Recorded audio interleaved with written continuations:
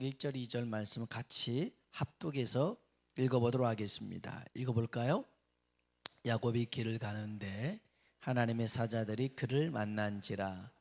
야곱이 그들을 볼 때에 이르기를 이는 하나님의 군대라 하고 그 땅 이름을 마하나임이라 하였더라. 아멘. 옆 사람 보고 인사합시다. 하나님의 은혜가 당신에게 임하기를 원합니다. 하나님의 은혜가 당신에게 임하기를 원합니다. 아멘. 한 번 더요. 하나님이 당신에게 복 주시기를 원합니다. 하나님이 당신에게 복 주시기를 원합니다. 아멘. 여러분, 우리 인생은요, 문제의 연속입니다. 문제 하나 풀어냈다고 또 안 오는 게 아니라 또 문제가 있어요. 개울가를 건넜다고 해서 이제 평지가 나올 줄 알았더니 더 깊은 시냇물이 있고, 시냇물 지냈더니 더 큰 강물이 있고, 점점 힘들어질 수도 있어요. 오늘 여기 창세기 32장에 나오는 야곱이 라반과 헤어질 결심을 합니다. 그건 갑자기 하나님이 생각났거나 부모님이 보고 싶었던 건 아니었습니다. 이 라반과 관계가 불편해졌거든요.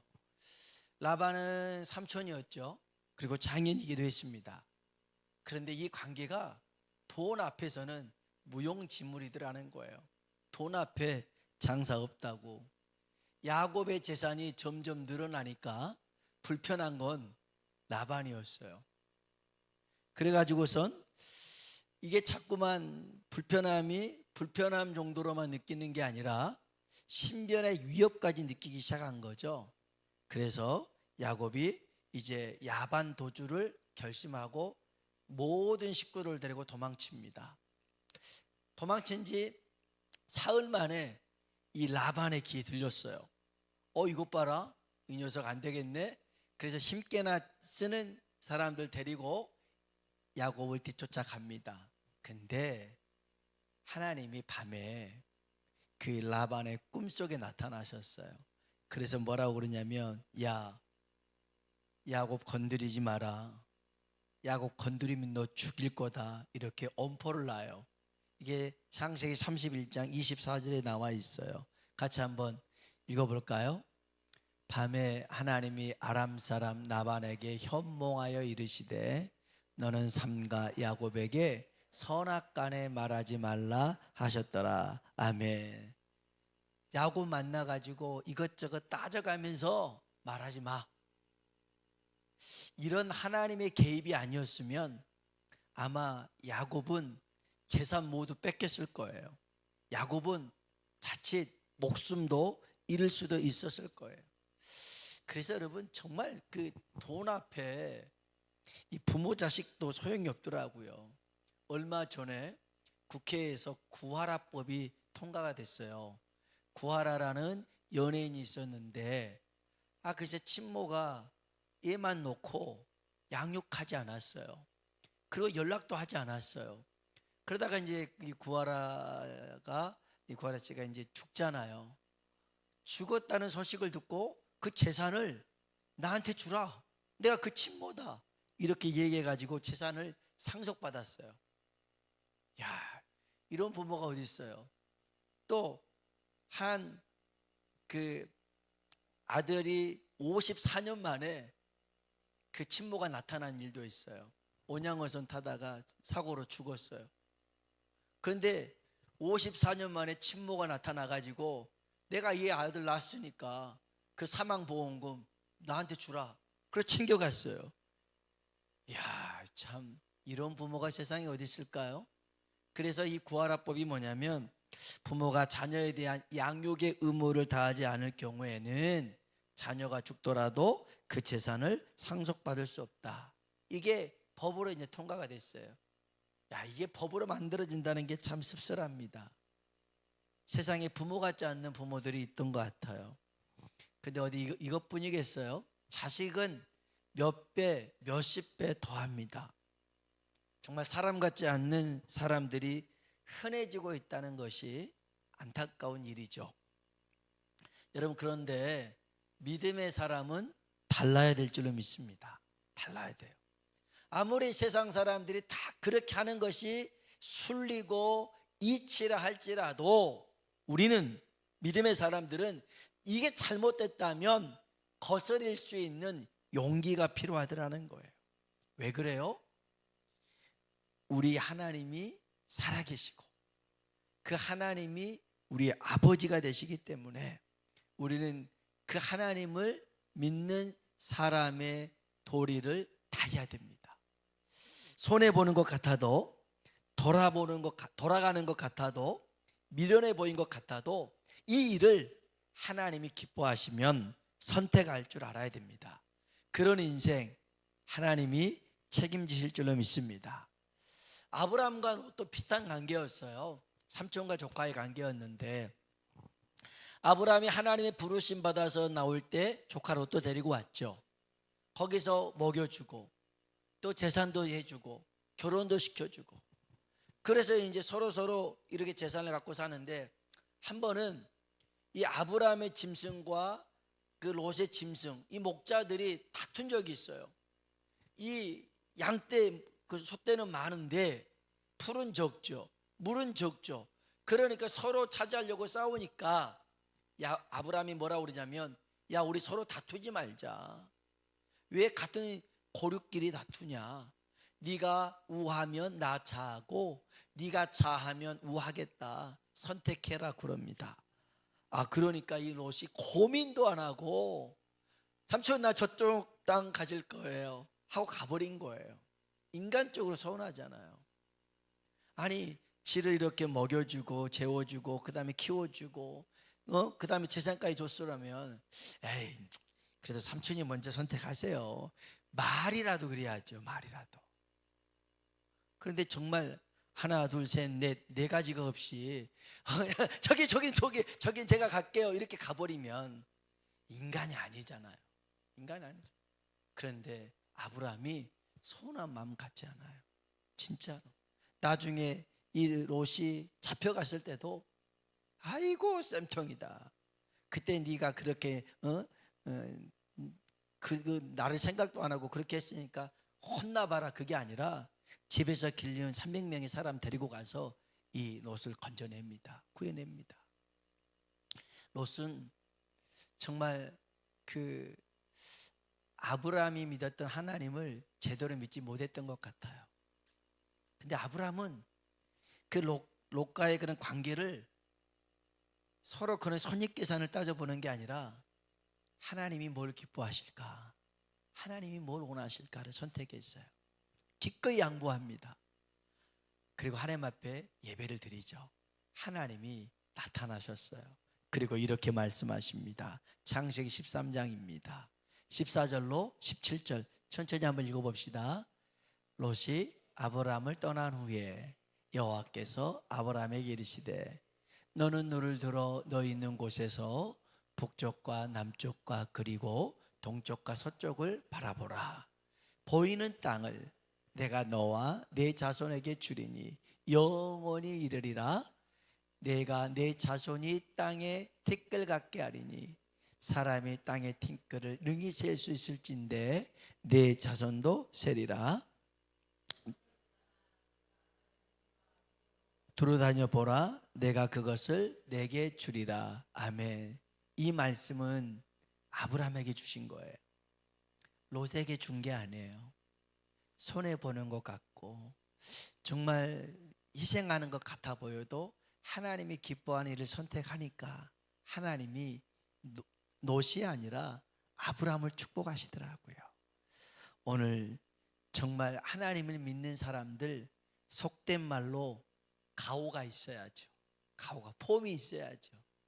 우리 폼생 폼새라는 게 있지 않습니까? 왜 그래요? 전능하신 하나님이 내 아버지시고 그 하나님이 살아계신 그분이 나를 지키시고 인도하시고 사랑한다면 그거 너해 괜찮아 그런 거죠. 여러분 연연하지 말고 어떻게 하든지 하나님을 기쁘게 화평을 이룰 수 있는 복된 사람 되길 주의 이름으로 축복합니다. 여튼 야곱은 라반과의 불편한 관계 속에서 나왔어요. 그러면 문제 없을 줄 알죠? 아니에요. 더 큰 문제가 있었어요. 에서라는 큰 문제가 기다리고 있었어요. 진짜 인생이 그런 것 같아요. 문제가 연속되고 고난이 연속돼요. 왜 이렇게 문제가 많을까요? 왜 고난이 연속될까요? 그것은 믿음의 근력을 키우라는 것입니다. 나이 먹어 가잖아요. 50 넘어가잖아요. 그러면 이 근육이 줄어든답니다. 어떻게 줄어드냐? 가만히 있으면 줄어든답니다. 아무것도 안 하면 그냥 쑥쑥 빠진답니다. 근육이 빠져요.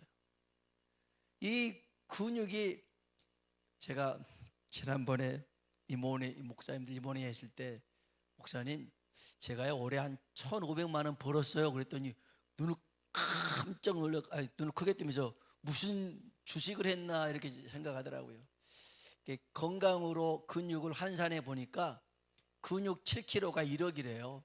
근육 7kg가 생기면 보니까 올해 한 1kg는 이상 생긴 것 같아요. 따져보니까 한 1,500만 원 번 것 같아요. 그래서 1,500만 원 벌었다는 게 그 얘기였는데, 여러분 아무것도 안 하잖아요. 근육이 빠져나가요. 그런데 운동을 하잖아요. 운동하기가 쉽지 않아요. 힘들어요. 그런데 하잖아요. 그러면 근력이 생겨요. 하나님이 우리를 가만히 두잖아요. 믿음의 근력이 다 빠져버려서 아마 요양원에서 가만히 있어야 되는 존재일지 몰라요. 하나님 그렇게 우리를 두지 않아요. 문제를 집어넣어줘요. 시련을 집어넣어줘요. 거기서 부대끼면서 점점 믿음의 근력을 키워나가는 거예요. 믿음의 실력을 키워나가는 거예요. 믿음의 능력이 있어서 이제는 그보다 더 어려운 시험도 훌쩍 뛰어넘을 수 있는 사람이 되어야 되는 거예요. 그래서 시편에 보면 내가 주님을 의지하여, 따라합시다, 담을 뛰어넘나이다. 아멘. 여러분 앞에 담이 있는데 이거는 정말 뛰어넘을 수도 없는 거예요. 제가 처음에 운동을 하면서 턱걸이를 했는데요, 한 개를 못 하겠더라고요. 이게 근데 이게 한 개도 못 하고 얼마나 이게 저질 체력인지 안 되더라고요. 근데 지금은요, 3개는 거뜬히 합니다. 3개 3세트 9개는 거뜬히 하고 옵니다. 하다 보니까 되더라고요. 돼요. 이게 뭐냐면 하나님이 우리를 자꾸만 고난 속에서 훈련시켜서 믿음의 근력을 키워서, 이제는 전에는 너무 높은 담이었는데 이것도 주를 의지하여서 훌쩍 뛰어넘게 만드시더라는 거예요. 그래서 고난이 내게 유익이라는 말씀이 그런 말씀이에요. 여러분, 아이가 귀엽잖아요. 아무리 귀여워도 이 아이가 계속 아이로 남아있을 수는 없어요. 크잖아요.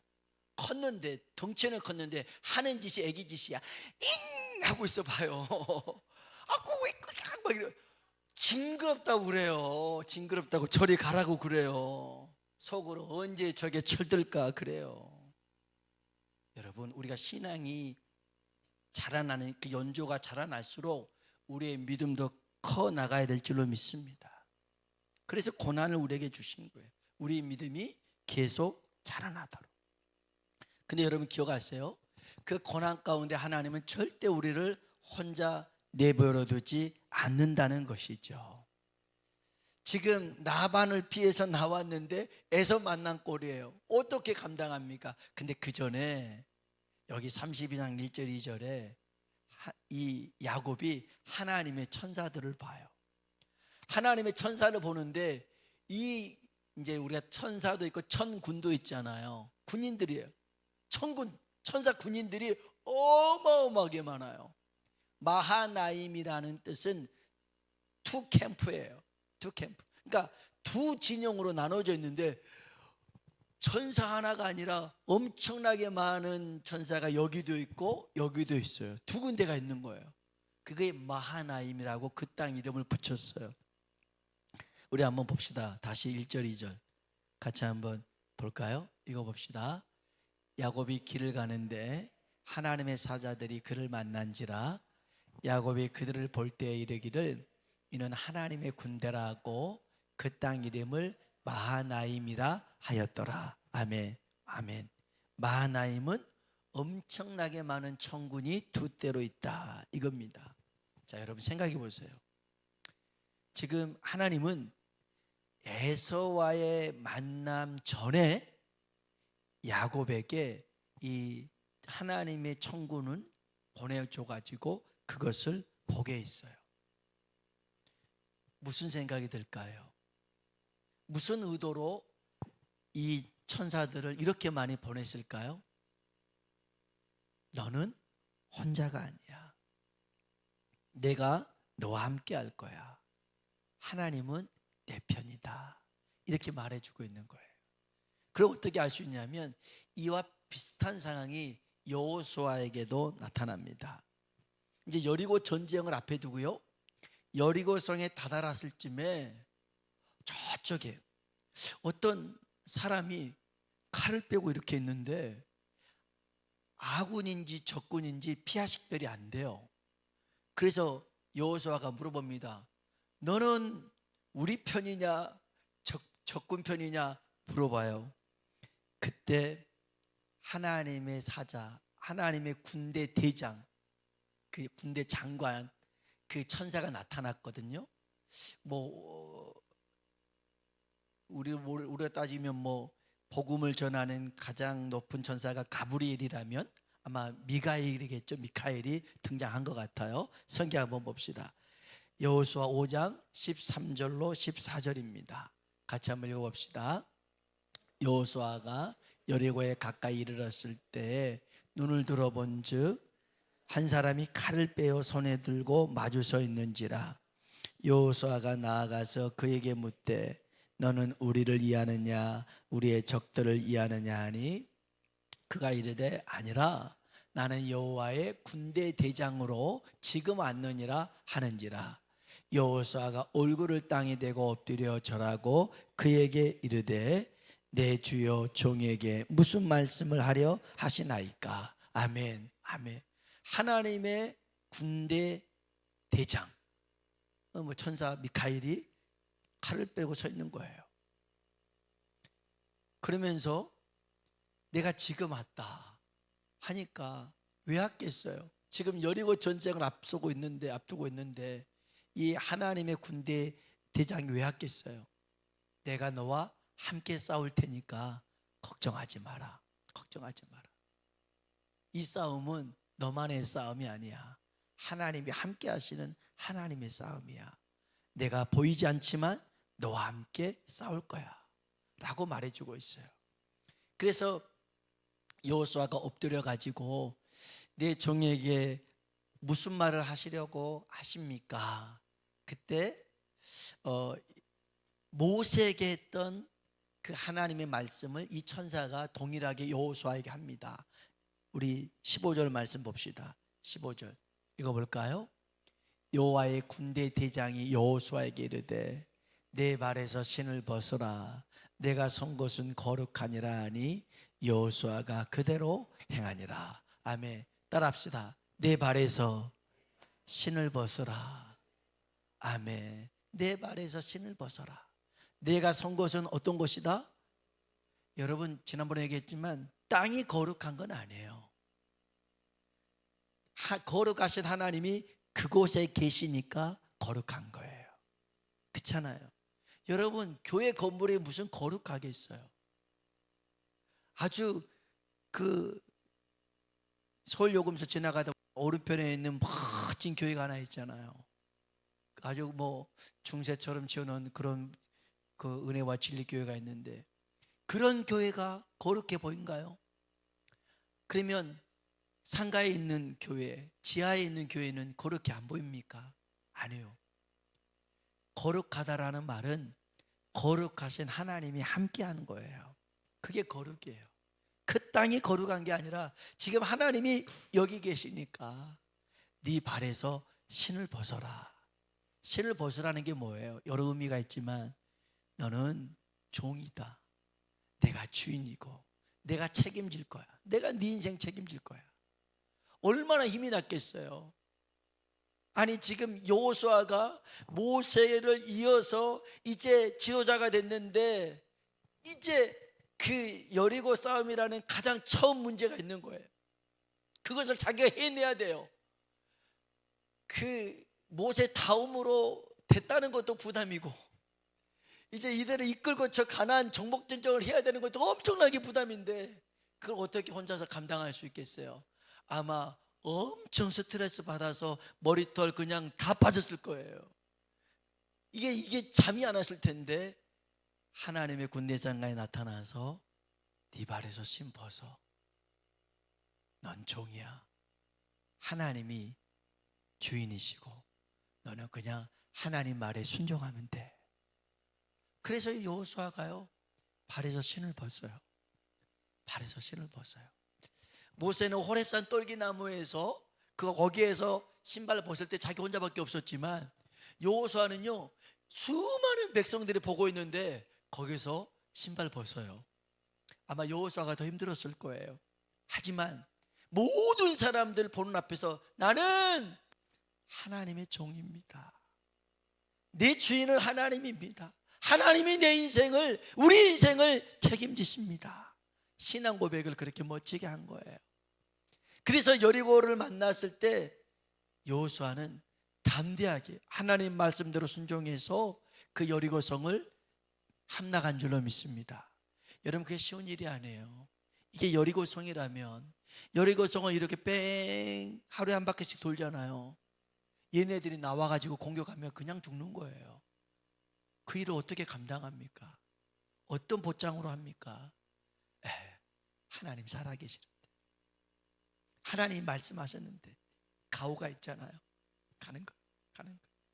그리고 하나님이 일하시는 그 순간 외쳤더니 여리고성이 무너지게 된 줄로 믿습니다.